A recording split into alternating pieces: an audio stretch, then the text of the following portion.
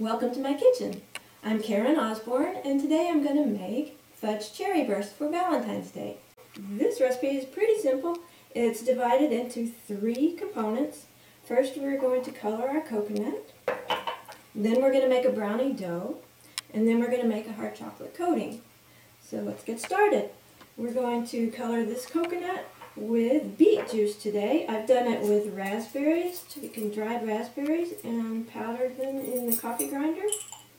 But we're going to use beet juice and put it in the coconut, put on the lid, shake it up. So now it's pretty pink. And I'm going to set this aside for a few minutes while we make the brownie dough.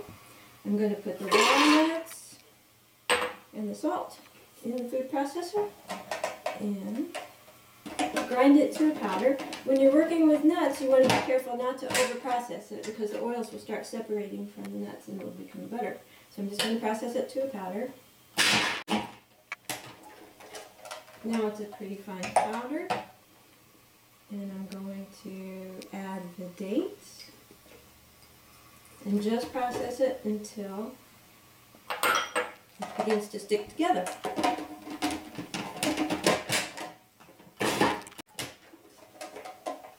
So now it's starting to stick together. It's still crumbly, you can see. And I'm going to put in the vanilla powder. It's actually ground vanilla beans. I like to use vanilla beans because I'm sure I'm not getting any gluten. And then I'm going to put in a little carob powder and a little cacao powder, raw cacao powder.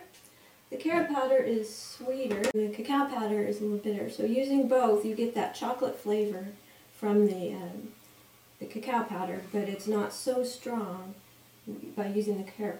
And then we're going to process this until it's combined.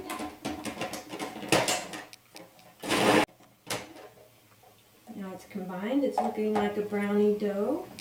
And we're just going to put a little water in here, which will help it to stick together when we form our balls. And we're just going to pulse this a little bit to get it mixed. Okay, now we have our dough. And now we're going to make our coating. So what I have here is coconut oil that's been warmed in the dehydrator. If you don't have a dehydrator, you can warm it in another bowl of hot water. And then I have coconut sugar that has been ground in a coffee grinder. That just helps it to mix into the coconut oil. And then I have a little cacao powder. And I'm just...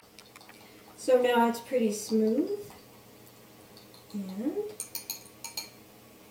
we're just going to take a heaping tablespoonful of your brownie dough and roll it into a ball. And then we're going to hollow out the middle.